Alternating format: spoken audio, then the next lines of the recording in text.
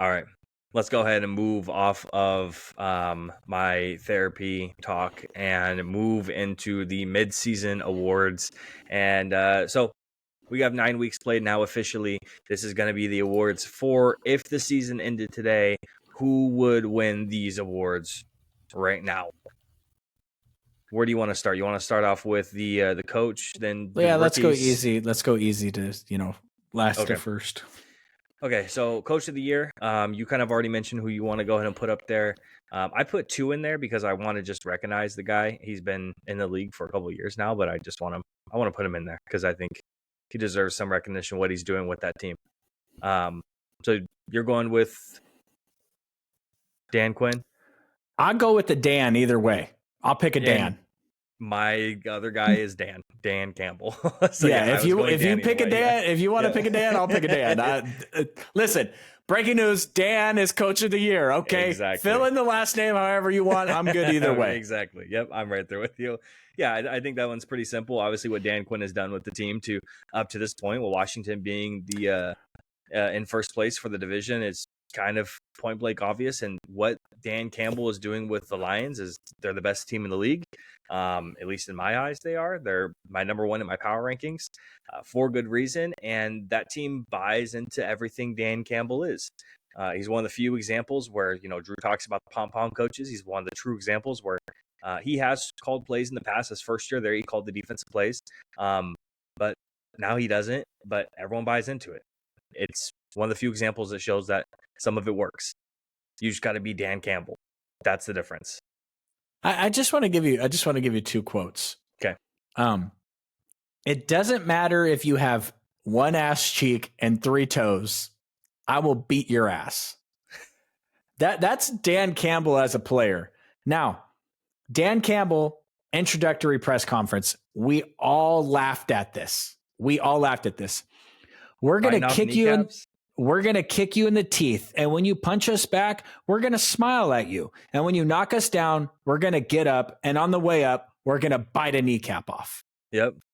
And people laughed at that. Yep. That is the Detroit Lions right there. They are beating your ass. Yep. Bite kneecaps. Absolutely. Yeah, no doubt.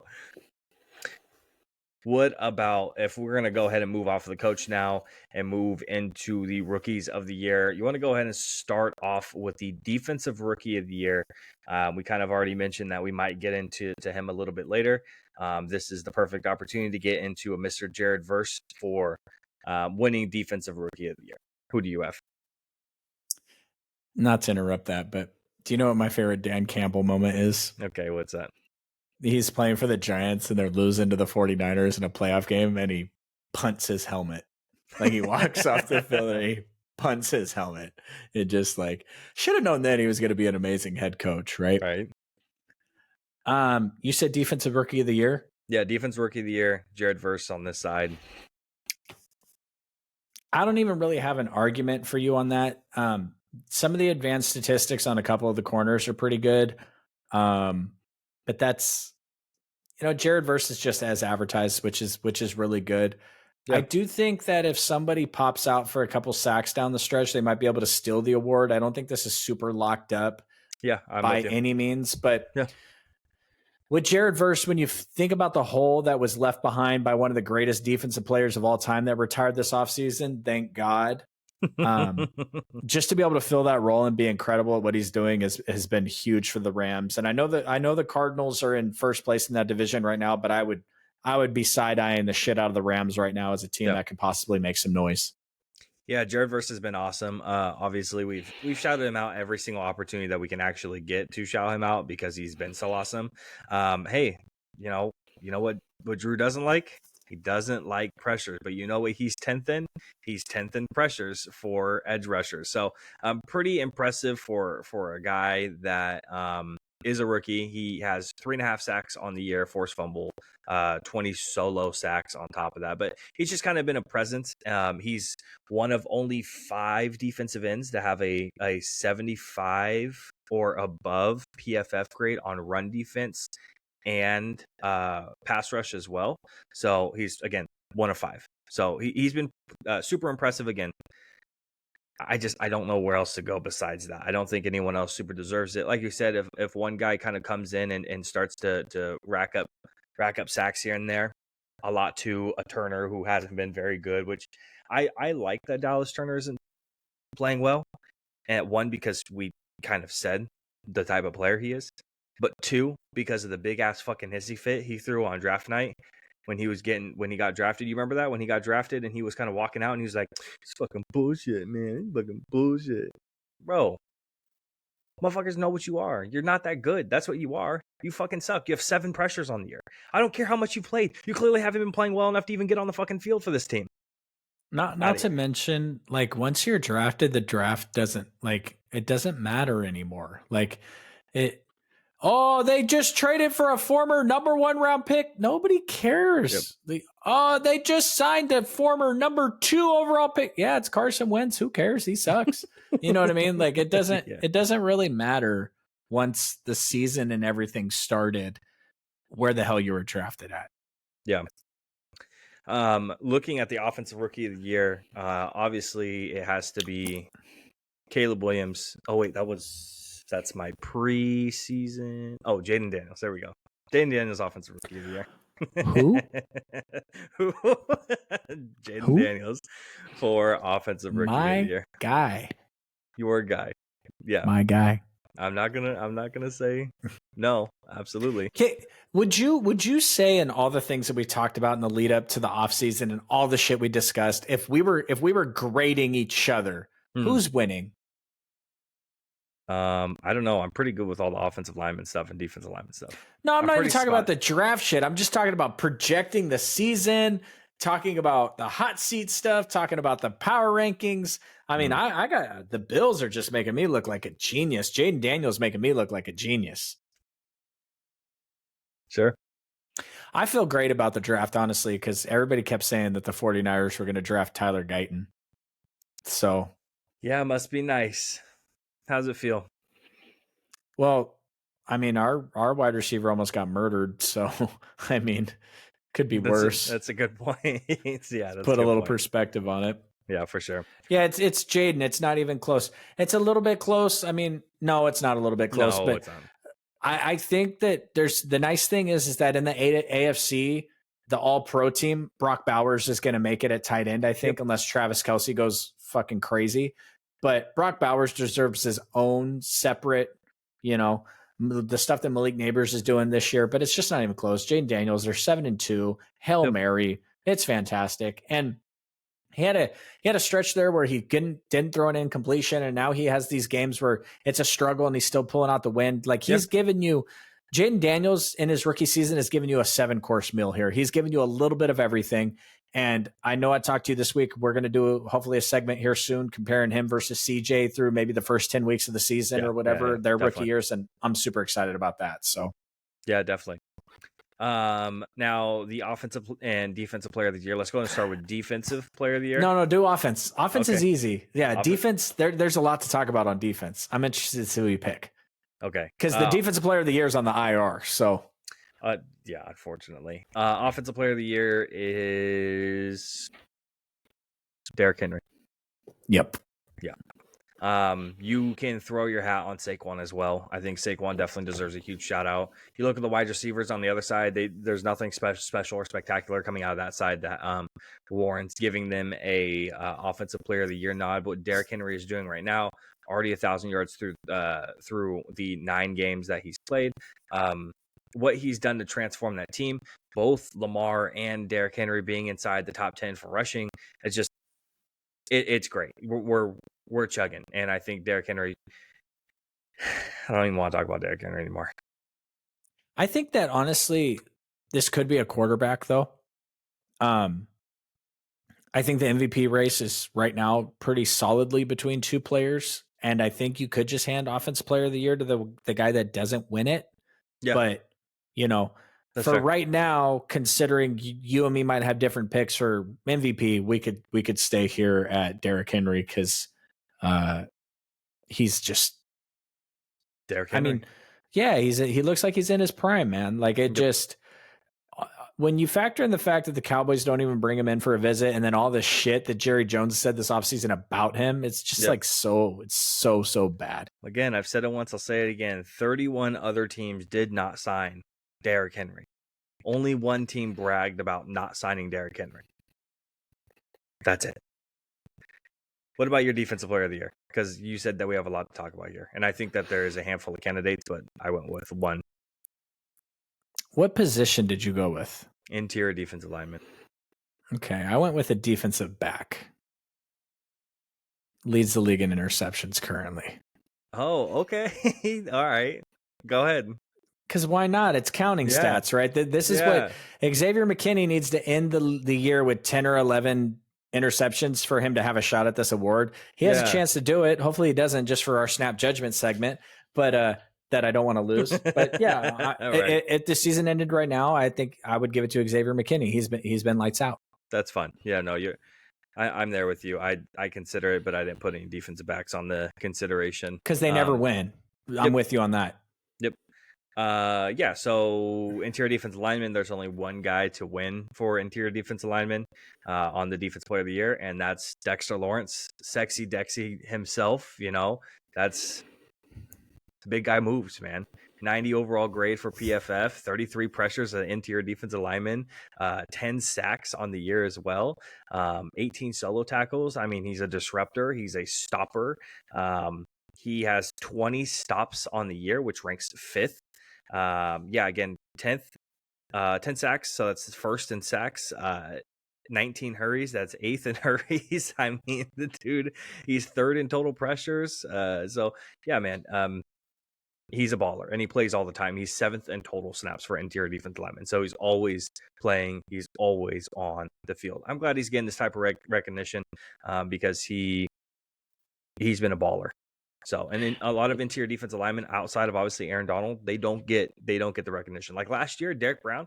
Not a lot of people realize this because Derrick Brown plays for the fucking Panthers. He had an amazing season. He was a monster last season. He was putting up crazy ass numbers, and no one said anything about it because he played for the Carolina Panthers. So it's cool to see these big guys getting the recognition on the interior outside of, Aaron Donald, who's now retired. All right, MVP. You know what's funny is if the season ended today, they wouldn't give it to him because the Giants suck. They'd probably just give it to TJ Watt. But so fucking boring. I know. I fucking hate it. I hate it. You know what? Here, let me put it this way. If we would think TJ Watt was the greatest player of all time, greatest defensive player of all time, if he played in the 80s or 90s, because TJ Watt plays in the era of advanced analytics, and we know when he's getting doubled because he's not getting doubled as much as Alex Highsmith, and we know how many pressures he's getting. We know what he does or does not do on a minute level. Because of that, he suffers because of it. If this man played 2-3 decades ago, there'd be no question. Everyone would be TJ Watt, TJ Watt, TJ Watt, TJ Watt. They put him up there for everything.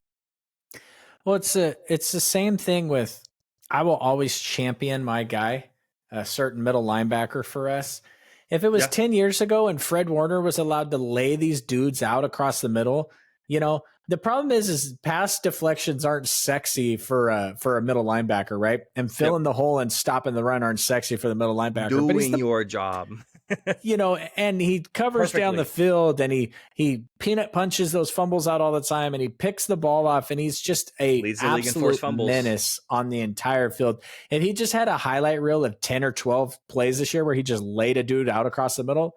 Yep. He would get the traction, but you're exactly right. It's not 20 years ago. And so they probably just freaking hand it to TJ Watt, which is frustrating. You don't get recognition for doing your job perfectly. You don't. Like, I was in the Instagram comments. Don't fucking do that because it's just cancerous. I was in the Instagram comments. I don't have Instagram anymore. Of this one post, and someone was like, I didn't even know Jalen Ramsey still played. Bro, he's having a good season. Like, he's like ranked in the top 15 of corners still. Like, he's having a good season. Like, I didn't even hear his name all year. Congratulations. That means he's doing a good thing. If you don't hear Jalen Ramsey's name, that means he's doing his fucking job. Dude, I don't know what to fucking tell you. Jesus Christ. All right. Moving away from that, Drew, MVP. Do we have the same player? I don't think so. All right. Are you handing it to Josh Allen? Only for one simple reason, and we just gave Offensive Player of the Year to Derrick Henry. Yes. Josh Allen, I'd like to give it to Jared, but the problem is he's throwing for 90 yards and winning by 30 points. So I don't know how important to his team he is. Yep. But Josh Allen, he's got 2,000 yards, which is less than Lamar. He's got a 64% completion rating, which is worse than Lamar. And he's got 20 total touchdowns and only 2 picks, which is also worse than Lamar.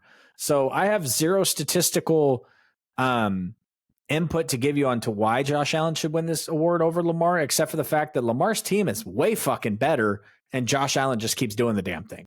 So subtraction by addition, right? You got Derrick Henry. You just made a trade for a wide receiver. You got the young guy in his second year. You got all this talent. You got 2 of the best tight ends that you can't fucking utilize in the not. Did I say 2 of the young? No, 2 of the best. You got Mark Andrews and size 13 Isaiah Likely. And, now I get it. Josh Allen, you got Amari Cooper now. You got Keon Stonehands Coleman. You got 2 great tight ends also, Yep. Well, not great. I mean, Dalton Kincaid's pretty good, but it's probably Lamar. But if you hand Derrick Henry Offensive Player of the Year, are we going to give Lamar his 3rd MVP? I just feel like at the end of the season, if it's close, they'll give it to Allen because Lamar already has one. Already has 2. It would definitely be disappointing because this is by far and away his best season as a quarterback. As a passer. It's like undeniably how good he's been. Like going from his first year to his second year now, and with Todd Monken and the amount of control that he has over this offense and understanding of what is supposed to be happening on the field at any given moment has been incredible to watch. It's been so nice to watch him actually be this good as a passer, not have to hear all the fucking stupid fucking bullshit out of people's mouths about Lamar's not good. Fake MVP. He doesn't deserve it. He's a running back. Shut the fuck up. This is Lamar Jackson. This is your MVP. MV3. Okay, he's going for his 3rd one. That's who I would absolutely hand the award to right now. If it's closer, I can definitely see them getting voter fatigue and handing it off to Josh Allen. Voter fatigue is a real thing in every single sport. The NFL, the NBA, it's a real thing, and it wouldn't surprise me. But this is Lamar Jackson's best season. It would be really disappointing not to see him grab an MVP this season when he narrowly won it in a weird MVP race last year. You know what's crazy?